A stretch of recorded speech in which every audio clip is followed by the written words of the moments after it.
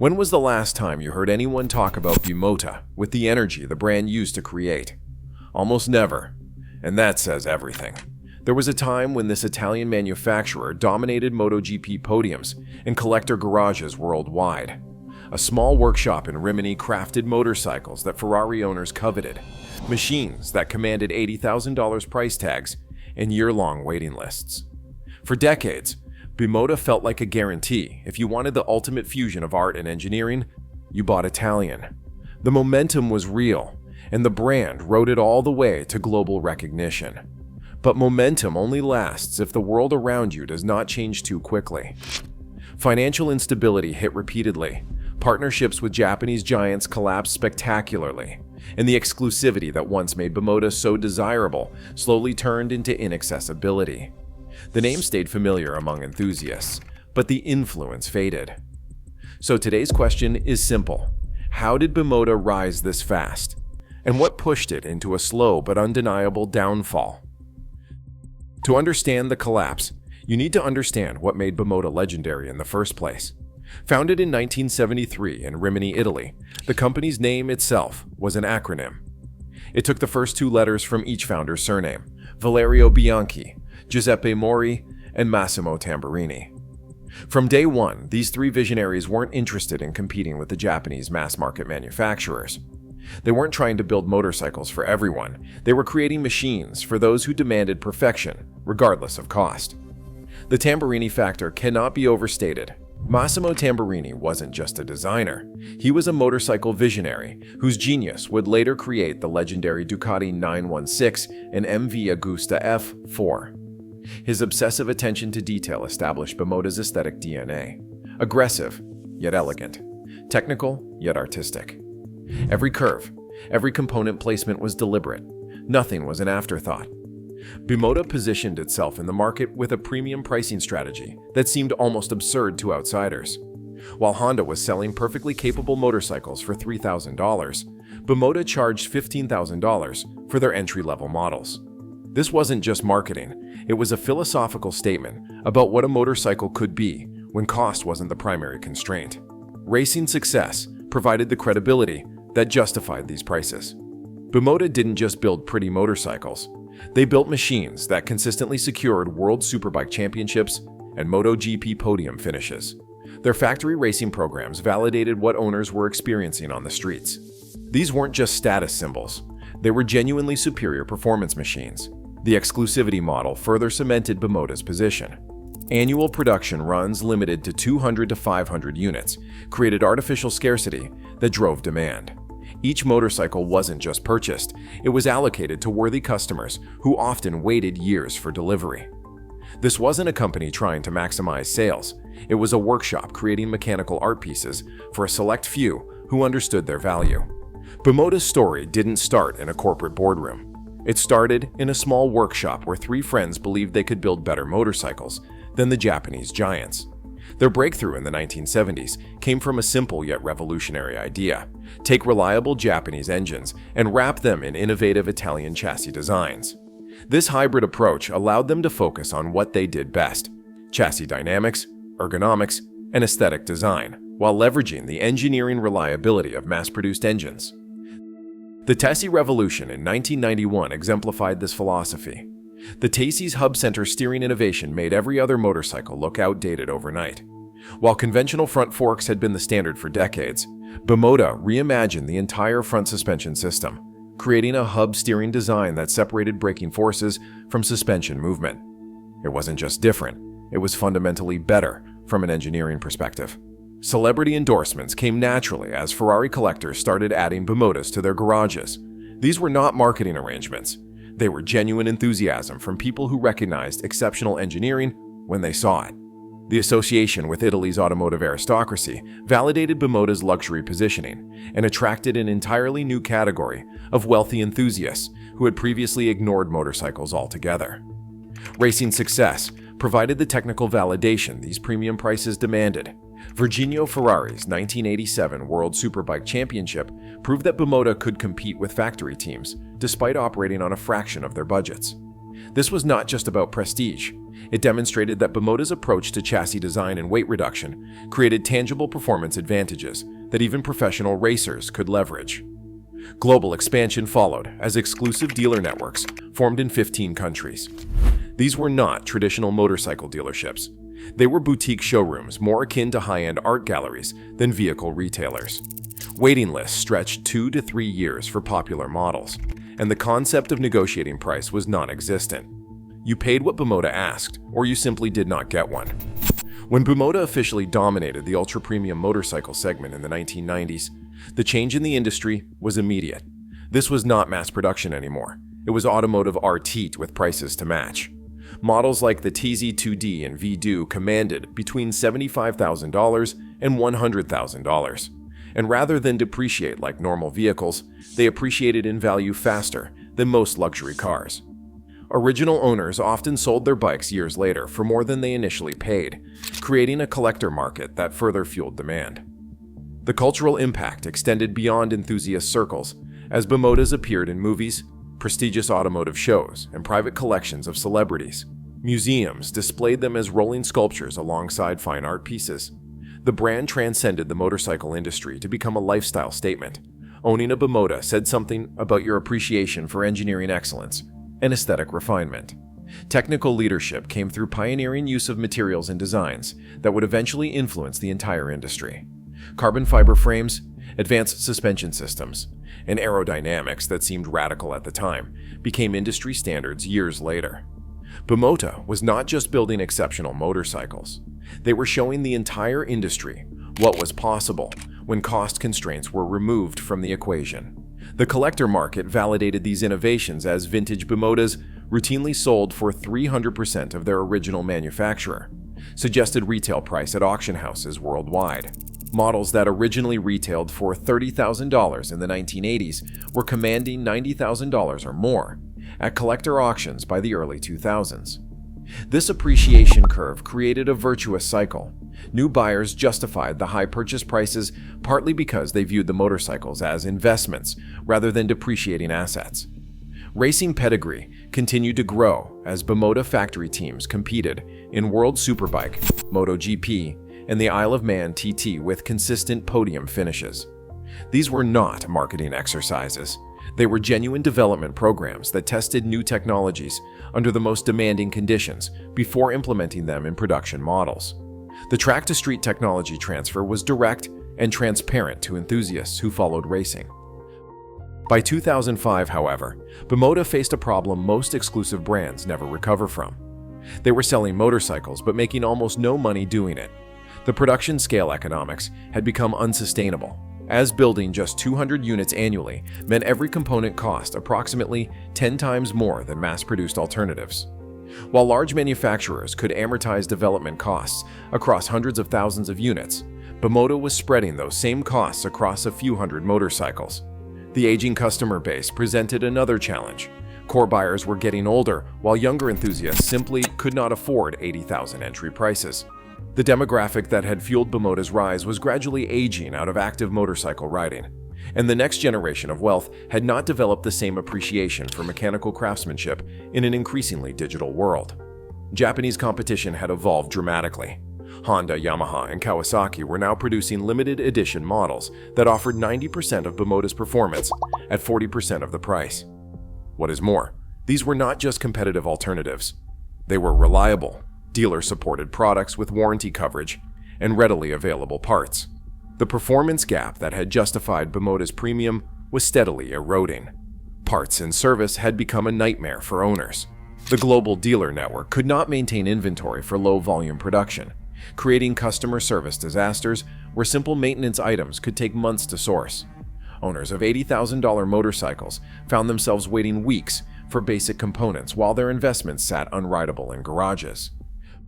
Financial instability began when the founding partners sold the company to Roberto Camini in 2003, amid mounting debts. This first ownership change signaled deeper problems, as the original visionaries, who had built the brand on engineering passion, were replaced by investors more focused on financial metrics. The transition marked a fundamental shift in philosophy, from building the best regardless of cost, to building what we can sell profitably. Bimota's leadership understood the problem. They could not compete on volume, so they decided to leverage partnerships with Japanese manufacturers for scale and reliability. The Kawasaki partnership seemed sound on paper. The 2019 agreement to use Kawasaki Ninja H2 engines in Bimota chassis promised to increase production to 5,000 units annually, more than 10 times their historical volume.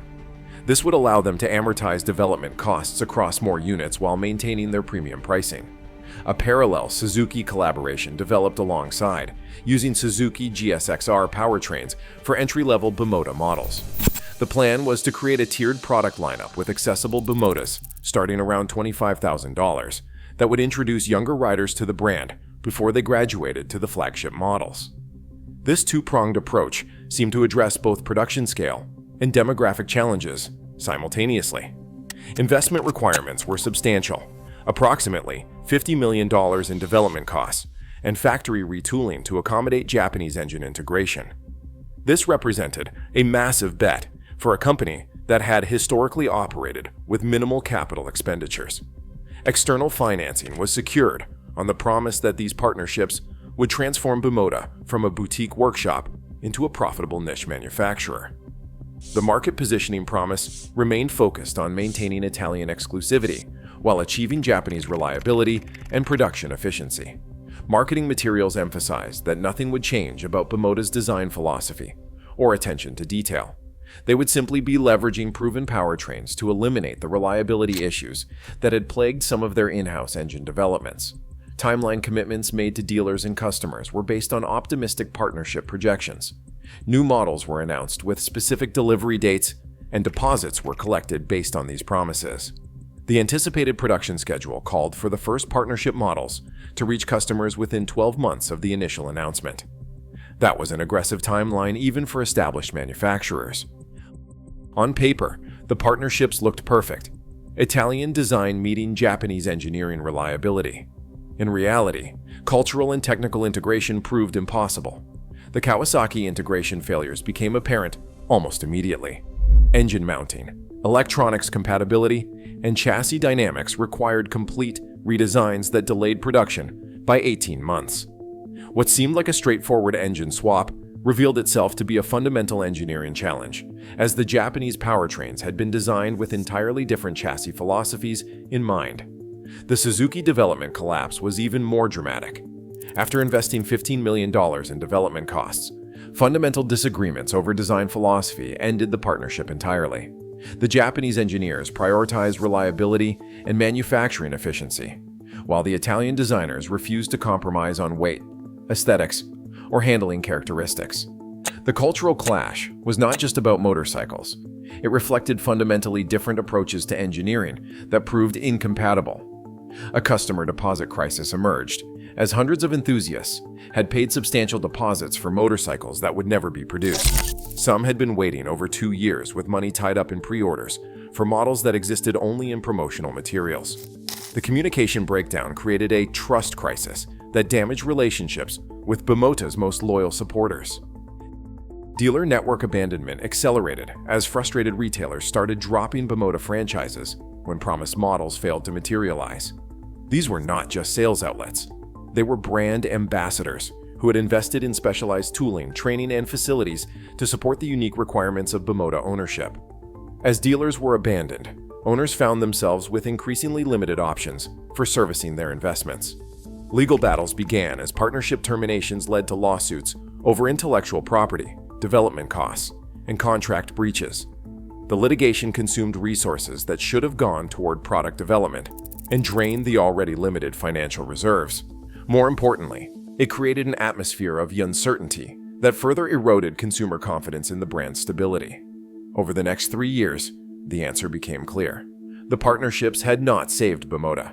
They had accelerated its decline. Financial losses mounted to approximately $300 million in combined losses from failed partnerships, legal fees, and development write-offs. What had started as an attempt to achieve economies of scale had instead created unprecedented financial pressure on a company that had never been structured for high-volume production.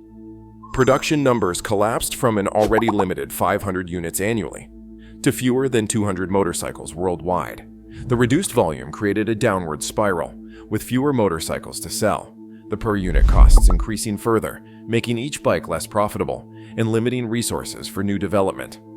Models that had been announced with great fanfare were quietly removed from the future product lineup. The dealer network disintegration continued as the global dealer count dropped from 45 locations to just 12, making service nearly impossible for many owners.